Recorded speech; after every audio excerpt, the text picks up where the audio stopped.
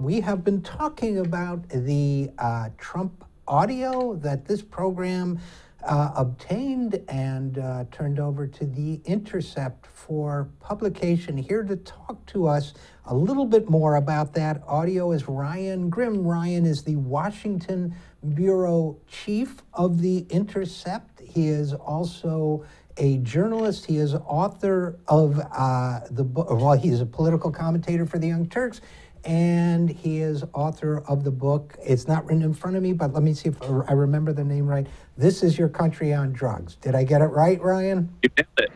All right. Well, first of all, thanks for coming on the program. And secondly, why did you think that audio of the Trump speaking at his fundraiser was newsworthy?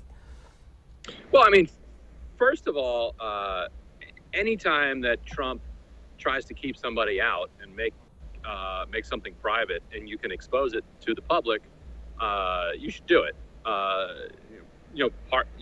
It is,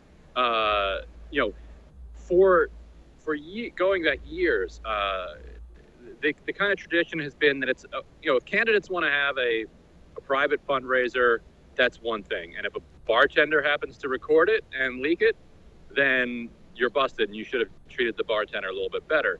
But when it comes to the president, these fundraisers have always been open to the press. And so Trump decided that he wanted to break with that tradition and say, no, not only am I going to have this fundraiser at my own hotel, but I am also going to keep out the press and make this a completely private event. So,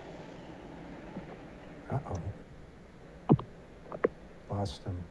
So sorry about that. So, so simply to kind of just undermine his ability to keep that private, it's nice to get his comments out. He is the president of the United States, all of the people of the United States, and so what he says to a large gathering of donors, we have the right to know. Now, specifically, the thing that most of the media picked up on was that him coming after CNN. What did he call them? Horrible human beings. Said that it would be fun to sue them. But as you pointed out, there was a lot of, there were a lot of other things that were rather revelatory as well within that. Yeah, and let's talk about CNN for a second. He seemed to feel he had, as many on the right seemed to feel, that they had scored some kind of big victory because I think it was James O'Keefe, that con artist, crook, fraudster of the right who presents himself as an investigative journalist, had some video, probably edited, of Van Jones saying, CNN commentator Van Jones, saying that the Trump-Russia story was a nothing burger. Now, Van Jones has since written a column explaining what he meant by that, but Trump used that to illustrate just what, as you said, in his word, horrible human beings the CNN folks were. Did that accusation land a punch, or was it itself a nothing burger? Yeah, I mean, Trump has just been loving his battle with CNN, and you can tell with the video he tweeted the other day with putting the CNN image on the guy's head and then body slamming it. He is absolutely relishing this fight with him, and it works. It works for him on a lot of different levels. To the extent that the media, reveals things that are unflattering to him, he can say, "Look, this is the fake news media. Don't believe any of this stuff." It also has this kind of reverse effect on the media itself, where the second that he does something that is not idiotic, the press wants to start doing cartwheels for the guy, so that they can prove to his base that, look, we're fair and balanced. We can say nice things about Trump. We can be critical of Trump. And so what they end up doing is working overtime to try to find these extra nice things to say about him, even if he didn't do something to deserve them. So it's really hard for Trump to lose in some ways when it comes to this. When it comes to his fight, particularly with CNN, And now he's ratcheted up one more level and is kind of making veiled threats that if CNN doesn't get in line, whatever that might mean, that the merger that its parent company wants to pull off might be in trouble. Do you think that's a legitimate threat? Do you think he's in a position to and would actually follow through and do something like that? Trump is a guy that issues way more threats than he actually follows through on. However, you don't need to follow through on a threat for it to be effective. There is no question that little news item circulated at the highest levels, within AT&T and Time Warner, and how strong are corporate executives? What is a corporate executive's main objective? How much do they care about press freedom, the First Amendment, and how much do they care about making sure that the stock continues to rise so that when their restricted units come due in the next quarter, it's at the highest number that it could possibly be. So if you introduce a new wrinkle for these corporate executives, there's every reason to think that it's something that they will at least consider. And again, we're talking with Ryan Grim, Washington bureau chief of The Intercept. So in terms of, so he's escalating his fight with the media. In that sense, it could be argued that by releasing this audio, in a sense, at least along this lines, if anything, we helped him a little bit. I mean, I'm just trying to be reflective here because he, not long afterwards, released that video of him, supposedly body slamming and knocking down the person labeled CNN on his video. It works for him, right? I mean, so where do we, how is there, before we go back to the audio, what are your thoughts about, is there a media strategy for countering all this? I mean, granted, the media have not been effective so far, the major media, at finding one.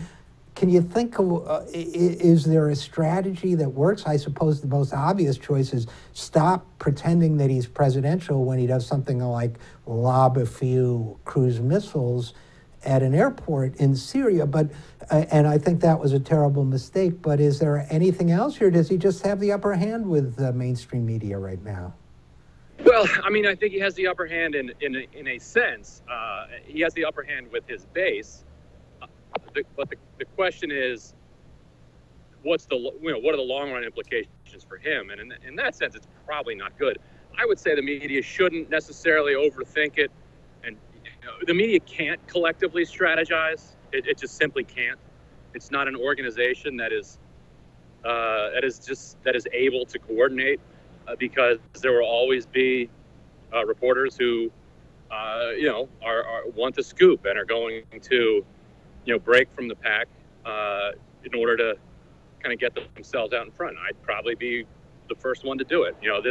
We're very individualistic in a sense. So, but the broader problem for him is that if you look at that poll that said who do you trust more, Trump or CNN, the big number was that among Republicans it was 90 to 10 trust Trump over CNN or something. But if you looked at independents, it was something like 15 to 20 point gap, trusted CNN over Trump. And obviously on the Democratic side, it's like 9 to 1, CNN over Trump. So that's a losing proposition for Trump, whether it's in the 2018 midterms or if it's in 2020. So, he can have fun and he can fire up his base, but in the long run, he loses this one.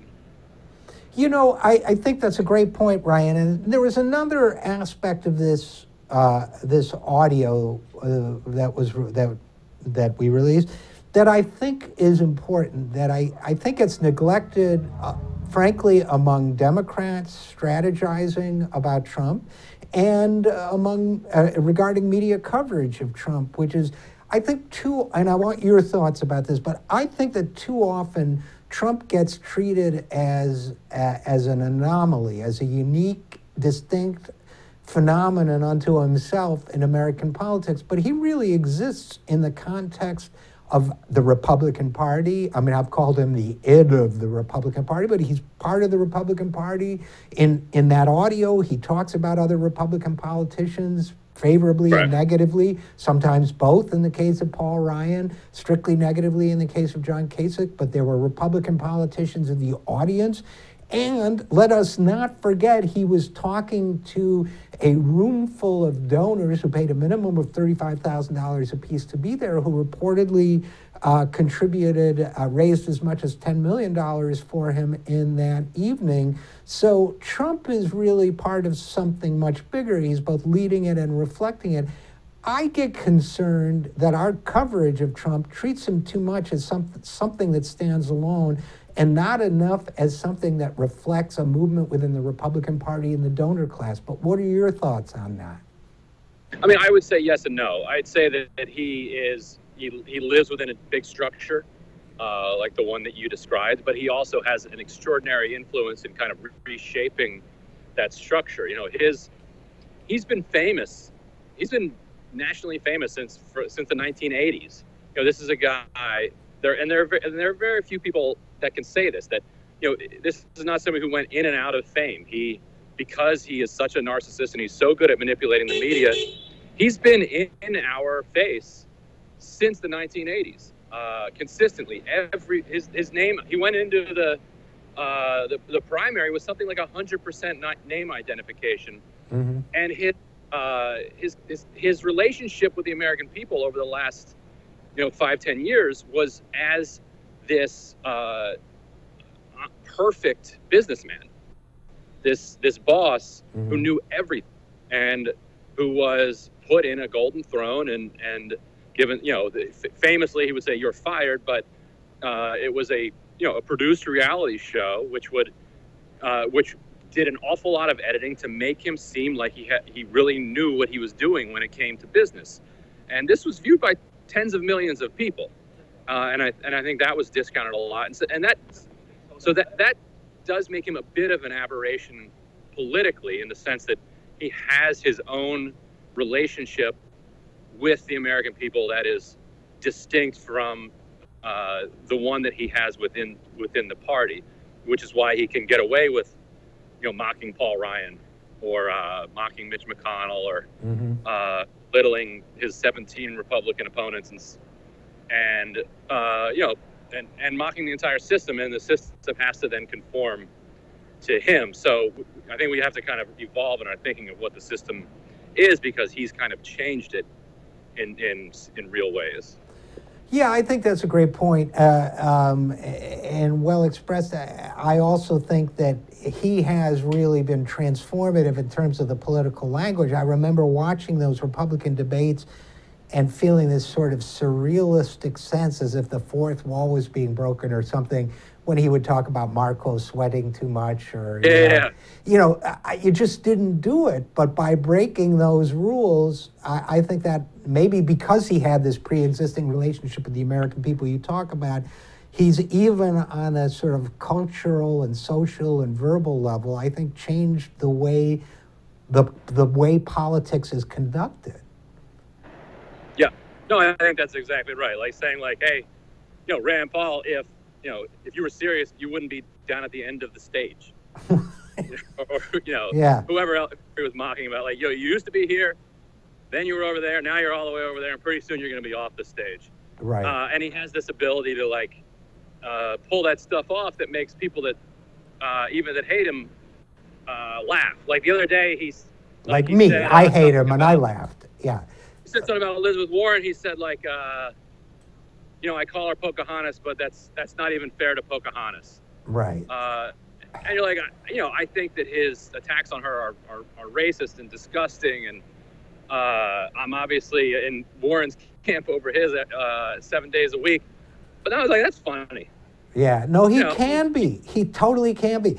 And so, yeah, okay, so I hear what you're saying, and a unique phenomenon on one hand, and yet existing within this sort of matrix of forces on the other. And it's going to be, it is a hell of a show while it lasts. And Yeah. and unfortunately, we're going to have to leave it there. But knowing Donald Trump, there will be plenty more action where that came from. So Ryan Grimm, Washington Bureau Chief for The Intercept, thanks for joining us once again. Hey, thanks for having me.